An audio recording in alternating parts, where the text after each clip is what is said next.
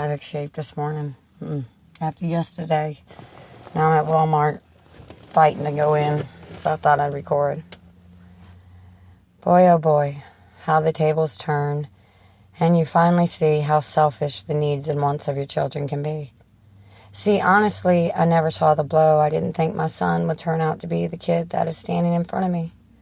He is 17 and apparently hasn't learned anything. I shake my head in disgust as I become unglued thinking of yesterday. This kid of mine decided to test the fates of his demise. See, as I said before, he's changing right before my eyes. He's not a kid, I know. Now every day he comes home, he slams his door, we don't speak anymore. It's hard to explain. I know that our children have to grow and take identities of their own, but this kid finally destroyed me.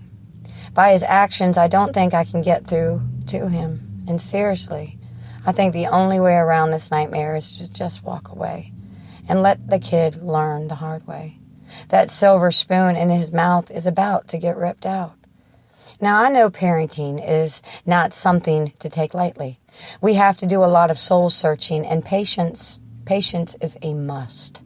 But after yesterday, my push and shove has given up. It was truly a defeat. Now, as you know about the whole truck thing, I let that go. I let it be. In fact, I turned around and sold his Dodge Ram 1500. Now, this truck my husband bought 4 months ago sat in my driveway. My kid would go out and start the truck daily. He was also trying to sell it. That is why I gave him mine, because I knew how bad he wanted a nice ride. And I would have helped him soup it up and we could work on it together. I did most of the hard things already. But the next day, he put it on Craigslist, and well, you know the rest. Now, he thinks he knows so much about vehicles. He took mechanics in school and aced it. But this Dodge that sat in my driveway and never sold, well, it bothered me. So I asked my husband, what's wrong with the truck? He says, nothing. Okay. So I go out to check the oil and tranny fluid. It had no oil, not one drop. It had zero. The pressure valve to add the oil was literally sucked to the motor. Also, no tranny fluid. Now, I know nothing about Dodges, to the point I couldn't even close the hood. So I did what I could. I went inside and said to my son, you sell my truck because you couldn't sell yours.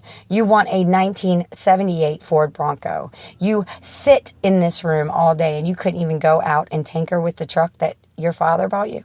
Because the first thing you learn is always check the oil. No. This kid just starts it up and plays his music on my damn radio from my Jeep. But he wants so bad to get a 1978 Bronco. Do you know the work it takes, I ask him? Do you understand that you could have been learning to work on an engine this whole time? Nothing gets through. So I sold the truck because honestly, a Dodge and a Ford are not the same thing. I really had no clue how to fix that thing. And it seems to be always me that has to fix everything.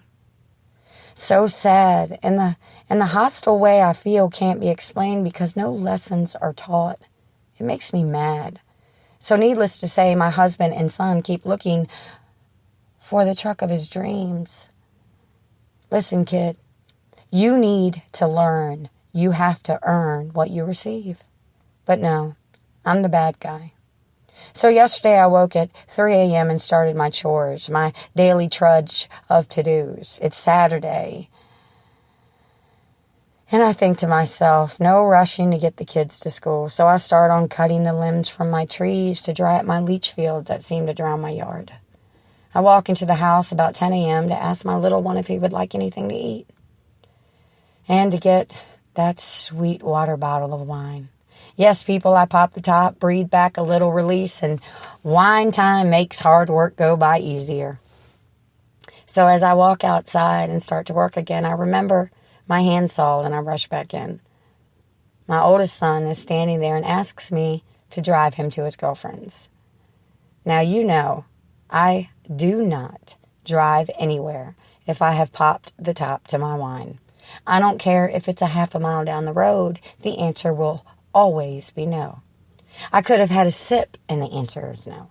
I live by this. My husband has been stranded a time or two because I refuse to drink and drive. Sorry, ladies and gentlemen, it's a rule I live by.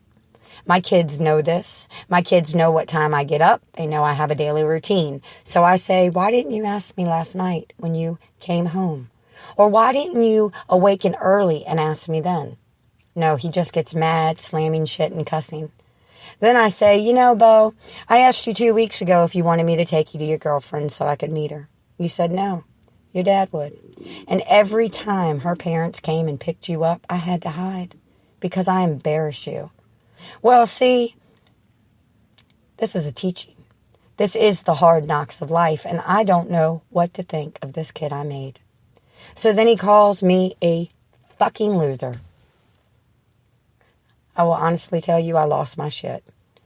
My goddess above, I wanted to bloody this kid's lip, slap his ass around, and send him packing.